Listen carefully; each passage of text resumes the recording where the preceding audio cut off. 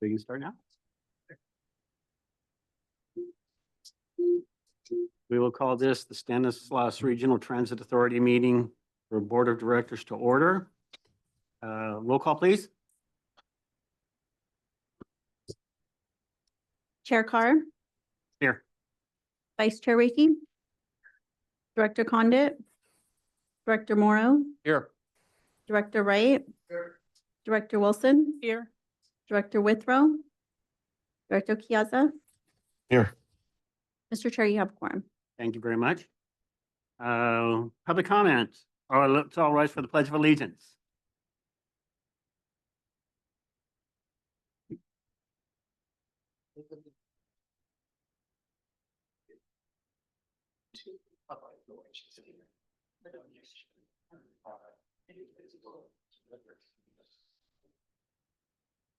Thank you.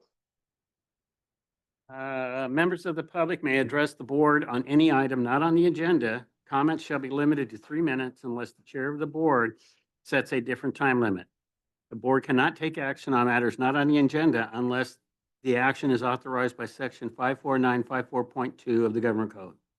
Do we have anybody from the public that would like to speak at this time? Sir? Thank you, Mr. Chairman. Point of order, do you guys not have to vote for Director Chiesa or do you have to vote for that? Thank you for the question, Mr. McMurtry. We are using the traditional provisions of the Brown Act and his location is identified on the agenda, so no vote is required for his remote participation. Oh, okay, thank you. Okay, so at the last Board of Supervisors meeting, there was a lot of testimony during public comment about the condition of Grayson Road and Shiloh, about the hazards. At that intersection is Camp Taylor. The supervisors had a special meeting there once, and so that was on my radar, and I looked it up, and there's no bus stop there. So I made a comment to the agency about, can we have a stop there? So if they want to have special meetings. Also, there's a lot of public events involving youth. They have special programs for serving children with congenital heart diseases, cancer, and epilepsy. And there's also, they have things involving Stanislaus County Family Justice Center. So there's a lot of youth there. And of particular interest is a young woman on June 21st was hit and killed at that intersection. That is a throughway and it is not controlled. And so that's what all the testimony is about. The family and friends are still mourning. But since I had already had that intersection on my radar, I informally spoke with Chief Barth about that. Since the county works department is going to be improving that, putting an all-way stop and a crosswalk, to please have StanRTA coordinate with that department to also include a bus stop, and it'll save money if they work together like that. And there's, of course, the prospect of maybe some kind of memorial as well. All right, thank you. Thank you. Any other members of the public that would like to speak at this time? You know, we will bring it back. Since we did open the meeting late, we did the Employee of the Month recognition and a driver safety saving a passenger recognition earlier. So just want to get that on record that they were both recognized. And the Employee of the Month was Mr. Martinez. And the heroic action of the other employee was Bradley Brayton. So we did recognize them. We thanked them for their duties and gave them awards. So at this point, we'll move on to consent calendar. Are there any items of the consent calendar that would like to be pulled? Yes, sir. Sorry, I'm lying. Thank you once again, Mr. Chairman, members of the board. Ron McMurtry, I forgot to say my name last time. I'll try to do this quickly because I got to get out of here. Items 6F and 6G, I kind of can do them together. Okay, so. Until we get Oh. there. So those are the two items. Those are the two items. Okay. Yeah. Hold on one second. Any other items that need to be pulled? I am going to pull item E. Any other items on consent calendar? Okay, hearing none.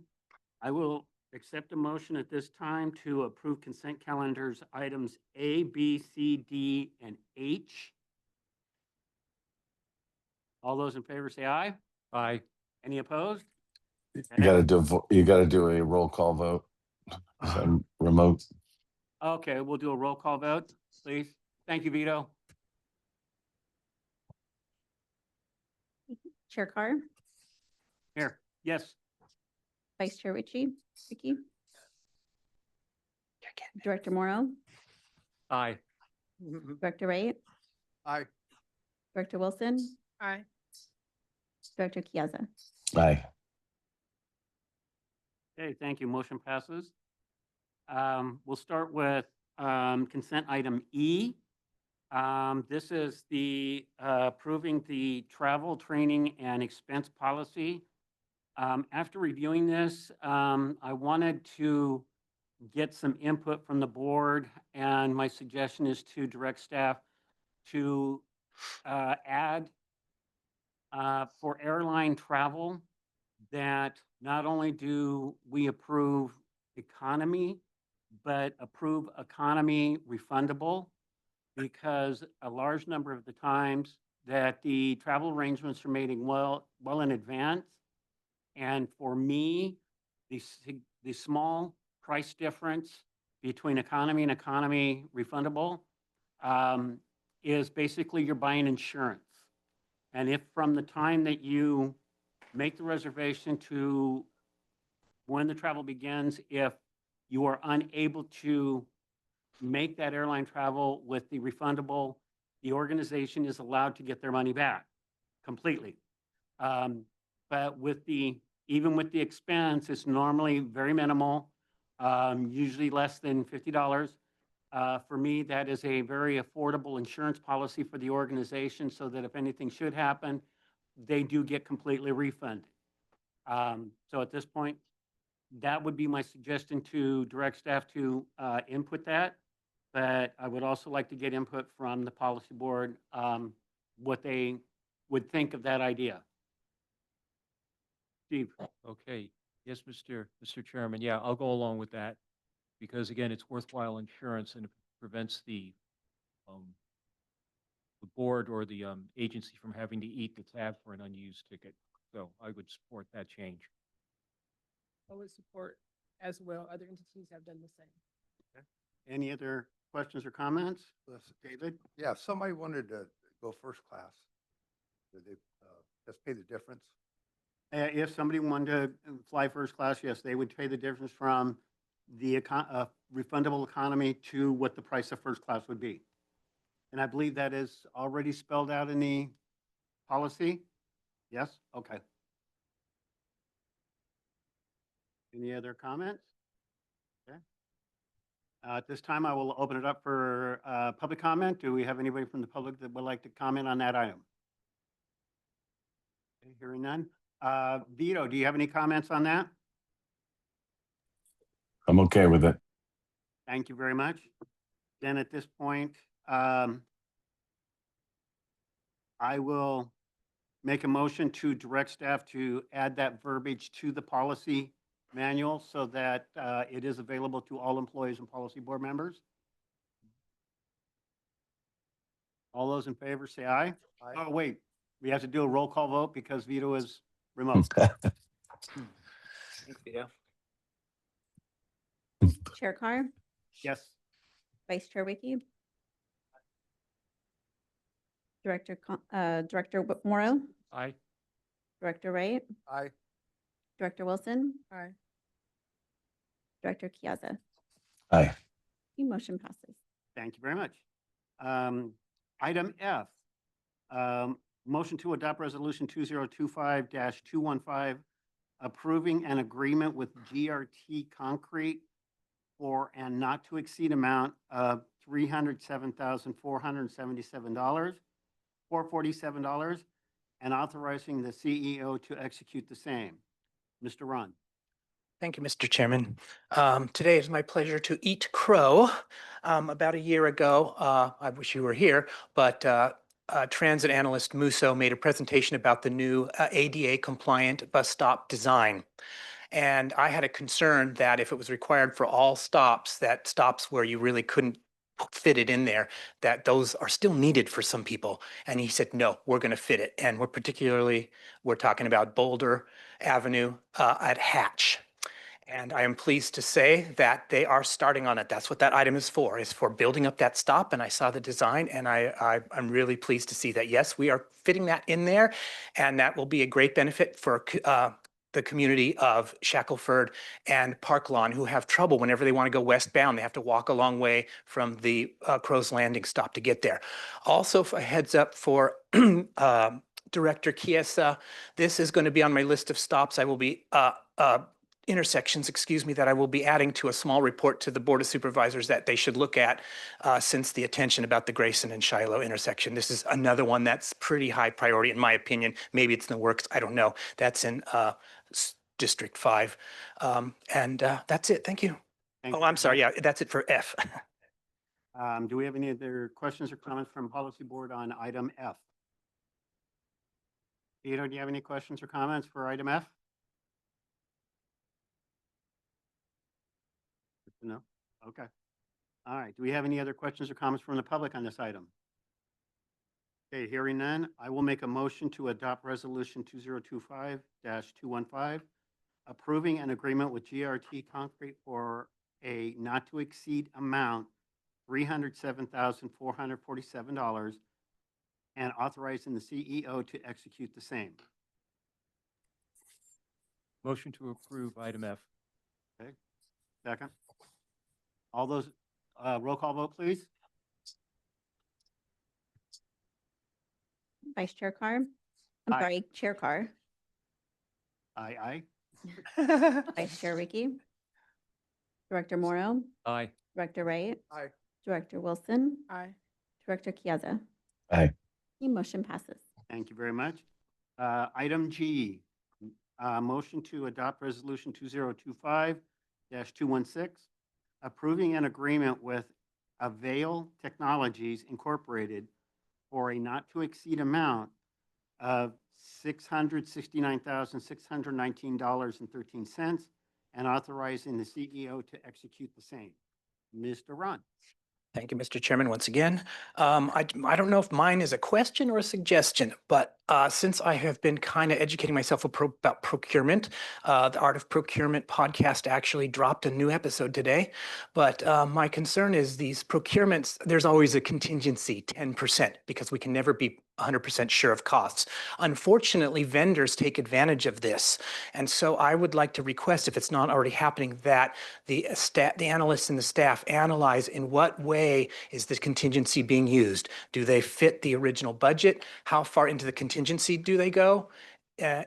Crunch some numbers on that, because I have a feeling that one of the little tricks these vendors do is, since this 10% contingency is a matter of public record, I read about it myself, that means the vendors can research that and go, we're going to cost this much, but we're going to tell whoever it is in the staff that we're charging this, so it looks good.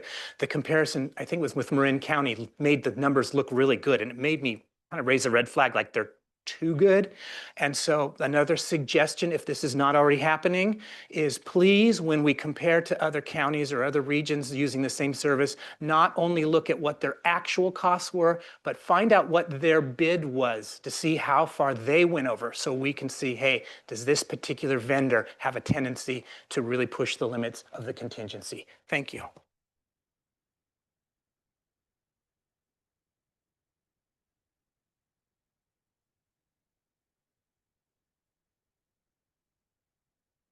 Okay, do we have any questions or comments from policy?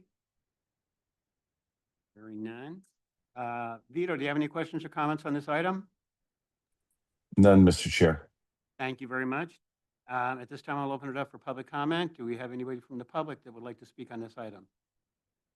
Okay, seeing none, I will bring it back, and I will move to adopt Resolution 2025-216, approving an agreement with Avail Technologies Incorporated for a not-to-exceed amount, $669,619.13, and authorizing the CEO to execute the same. Thank you. Roll call vote, please.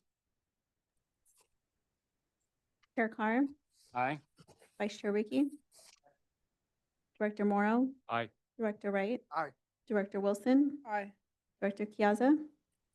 Aye. Motion passes. Thank you very much. Okay, that completes consent calendar. There is one discussion item. I will let the policy board review and critique that on their own. Oh, no, that is an item we have to take action on. Almost forgot. Item 7A. Fiscal year 2025 and 2026, quarter one fiscal update. Ms. Nicole Hensley.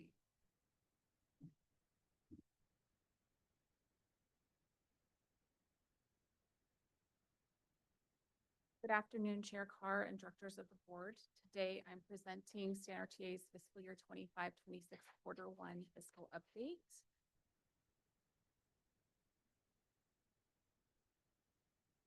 This first slide represents all operational expenditures by classification. These expenditures totaled approximately $7.4 million, which is around 15% of our $49.3 million budget. As you can see, services and supplies makes up the majority of our expenditures for the quarter at 71%, which is about $5.2 million. If you combine maintenance, parts, materials, and fuel, that's around 11% of our total budget, which is around $816,000. And then salaries and benefits are at 10% and internal services are 8%. Next slide. This slide just goes over our operations quarter one. This includes our fixed route demand response and commuter bus service. We're about at 15%, which is $7.1 million of the $47.2 million budget for those services. Revenues are obviously very low at 1.2%, but that's mostly due to the timing of federal, state, and local reimbursements and disbursements. We have since received some other revenue. If you look more closely at some of the specific accounts, our vehicle maintenance, fuel, and parts are a little bit lower than expected, and this is mostly due to delays in billing. The figures presented represent only July's billing from the city of Modesto for those services. We have since received August and September's billings, though. Insurance other than workers' comp is over budget. The premiums increased 82% from last year, which is obviously not what we expected. Our general liability premiums increased due to GSRMA's pool members' claims stemming from recent natural disasters, and then our workman's comp premiums are based on agency payroll. Staff will be reviewing this mid-year to see if there are any adjustments that we can make. Software internal services, our expenses are already at 52.4% of its total budget. However, this is pretty appropriate based on the timing of the renewals and payments due to those vendors. Subscriptions, internal services is over budget, and that's due to the purchase of Transit Rail for the Transit Mobile application. This will probably be the last year we renew this subscription, and the overage will be covered by contingency. Next slide, please. Here you see facilities rideshare. They're pretty, not very exciting. The transit center had expenditures of about $182,000, which is about 11% of its adopted budget. I did want to note that the expenditures in account 6720 professional services is at only 9.3%. This is largely due to delay in invoices from the Stanislaus County Sheriff's Office for security services. We've been in contact with them and are expecting those invoices soon. Amtrak station expenditures were around $38,000, which is about 15% of its adopted budget. And finally, rideshare expenditures were approximately $30,000 or 11% of its adopted budget. Slide, please. That's it. Thank you for your time and attention. I'm happy to answer any questions you may have. I have a question on your liability insurance. The claims that you've had, they've mostly been like comp and collision, or they've been lawsuits with injuries? It's basically due like to a pool member, like all the members of GSRMA. Right. That's how they base their premiums. So it went up 82%? on our claim, our claims that we've had, is it mostly the comp and collision type of claims, or they've been liability claims? Buddy. So to date, we've only had one collision claim, and we've had two of the other claims were taken care of not by, they were dismissed. But a lot of this is, we're in a pool with I GSRA. understand, so I we're in together. understand that, yeah. And so us personally for StanRTA, we don't have, the only claim we have was just the one collision claim. And I know that there was a couple of bus accidents this year, correct? Correct, but those are covered by TransDev. I'm sorry? Those are covered by TransDev. Oh, different insurance? TransDev, yes, TransDev insures vehicles. insures the I see. vehicle. Okay, so this liability is for Workers' comp, liability for general. injury and lawsuits and that type of thing. Thank you. Thank you very much. Any other questions or comments from the policy board? I want to thank you. It was an awesome presentation. So Thank you. at this time, I'll open it up for public comment. Do we have anybody from the public that would like to speak on this item? Vito, do you have any questions on this item? I do not. Okay, thank you very much. Then at this point, I will.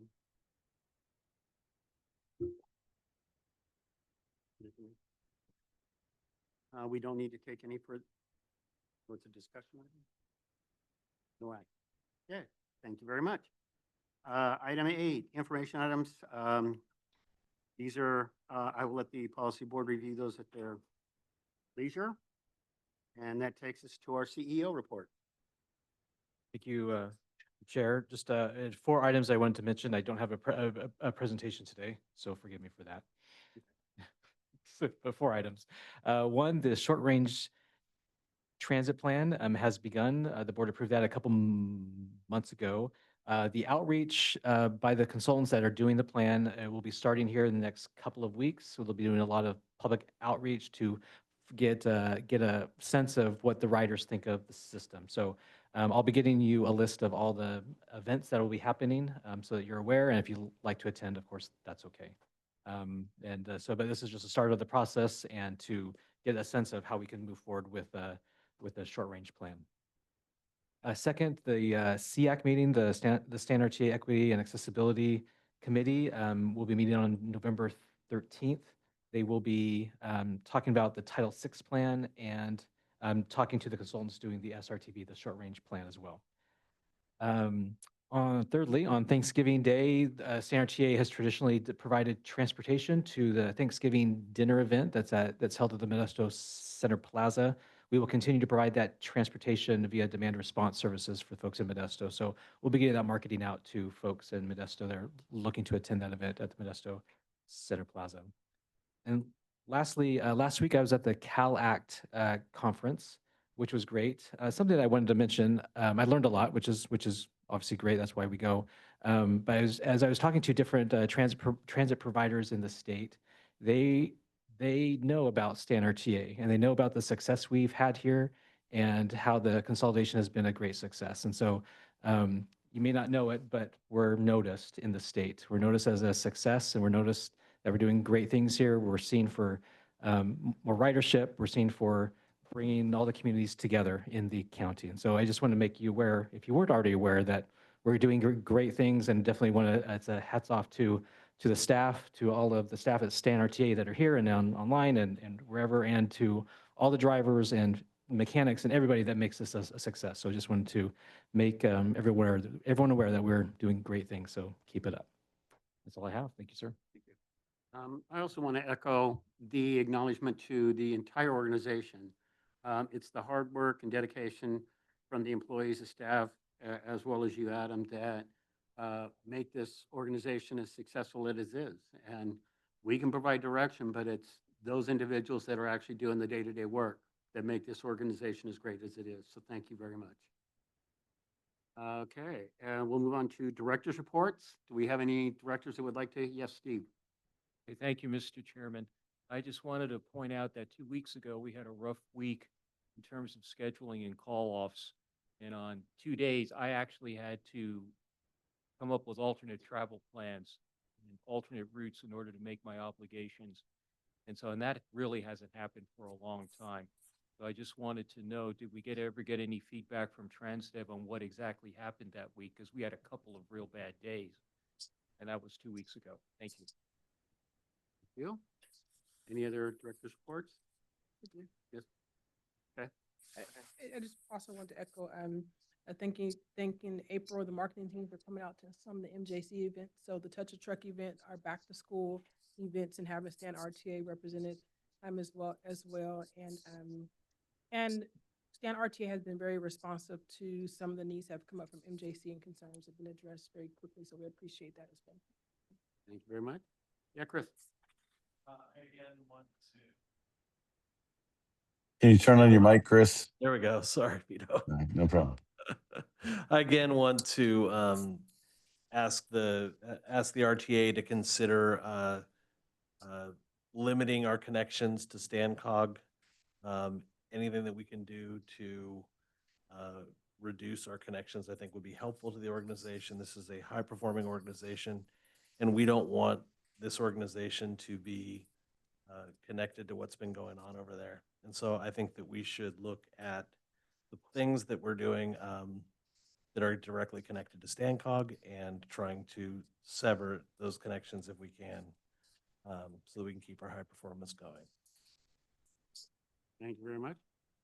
Vito, you have any comments? I do. First and foremost, I want a full-throated apology to the board and to staff, and especially the public, for wasting their time today. Again, I'm very apologetic.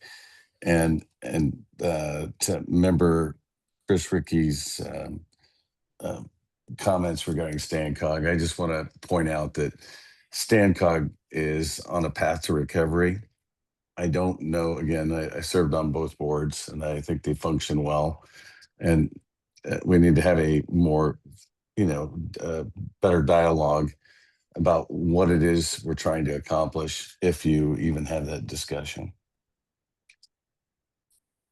Great, thank you, Vito. I just want to bring up that, remember, Friday is Halloween. I hope everybody has a wonderful Friday evening, but we need to remember that wherever we are, there are going to be people in the streets.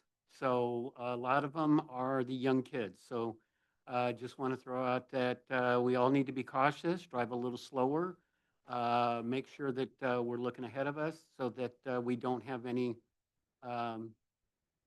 incidents in our neighborhood. So beyond that, I hope everybody has a very happy and wonderful Halloween. Since we are dark in November, I also want to wish everybody a very happy and safe Thanksgiving. So enjoy your family, enjoy the food, and we'll see everybody in December. And that is our next meeting is Thursday, December 4th at 1 p.m. With that, we are adjourned.